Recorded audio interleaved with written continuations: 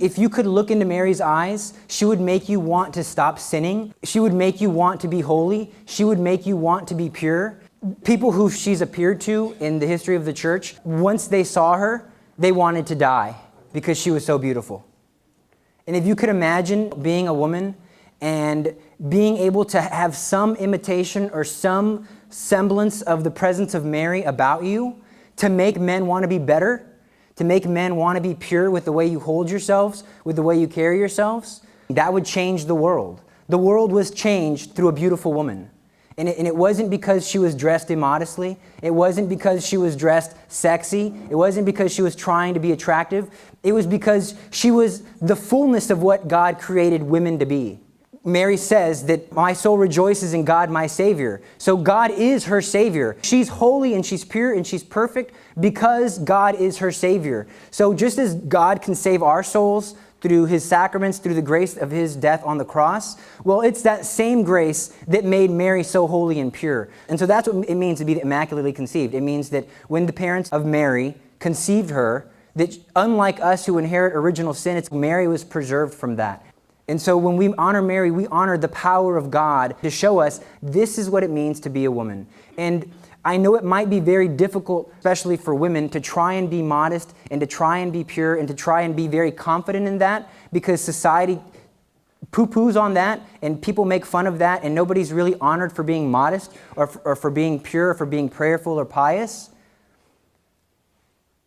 But if you do that, I guarantee you, you'll change people's lives. If I am a man and if you are a woman and we're going to have like some type of disorder amongst ourselves, it's going to be a disorder concerning what it means to be a man and what it means to be a woman.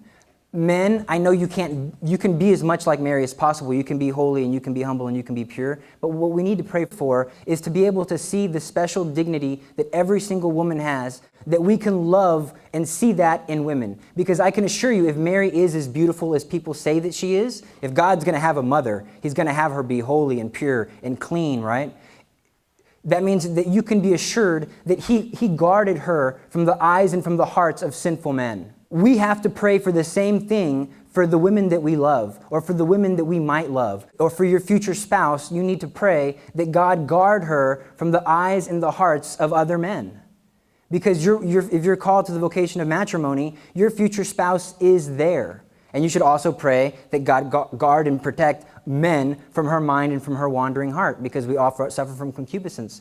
And what will happen is if you start to pray this way and you start to reverence your future spouse, you'll begin to love in a pure and holy way. If there's a lot of self-help websites and a lot of self-help books on sex and on relationships and on getting the right woman and getting the right girl and all these sexual techniques, but you don't need a technique to love. You just need to pour your heart out for somebody else. And that's what it means to be a man. A lot of times women don't like men because and sometimes they do because they're broken themselves and they just want attention, but they don't want men who are wimps. And you need not be a wimp. You need to stand up for what is good. You need to have self-control of the body and the soul. And so to pray, to be able to see a woman like the most pure and the most holy woman, because that's what we're all striving for, is one of the greatest things that you can do. And like every human heart has a longing for somebody to love them, we're going to find that love of God most intimately shown through the Blessed Virgin Mary. Devotion to Mary is what makes saints. A lot of the greatest saints were the most devoted to the Blessed Mother. And so I strongly encourage you to pray the rosary every day. And it's not fun. I always have to reemphasize that because people are like, I don't like it, I don't feel it. I don't feel spiritual when I do it. I don't care. That's not what love is about. Does love always feel good? No, it doesn't. You know when somebody loves you because they're doing things for you that they don't want to do. A lot of times people ask me how they know their vocation, and they're trying to discern their vocation, whether it's to the priesthood or to the religious life, or whether it's to marriage and to who this vocation is for and with. Well, besides the fact that God reveals Himself in little ways and you need to be true to your conscience. But I can only say that if you pray the rosary every day and you consecrate your entire life regularly and you give it to Mary, I can assure you she won't let you make the wrong choice. She will keep you from making the mistakes. She will make it clear. God is most visibly seen through her. And I can only say from my own life that it is the presence of the Blessed Virgin Mary as woman that has changed me and that has helped me time and time again Because like a good mother, your mother never gives up on you. And so we should always go to her.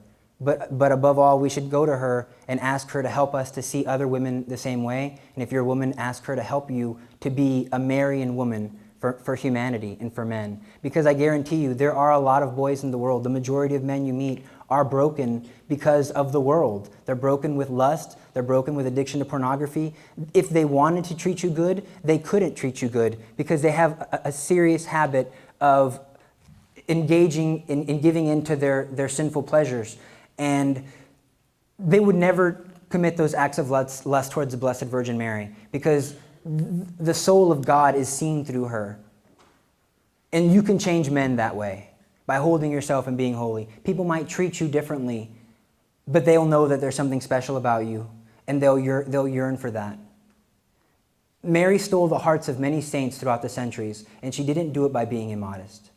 She did it by being pure and holy and by pouring herself out and sacrificing. And men, I beg of you to pray for your future spouse. Pray that like Mary, God guard her from the eyes and from the hearts of sinful men. Because it's only in seeing Mary properly and understanding what love is really about and what sacrifice is really about that we will properly be able to love another woman.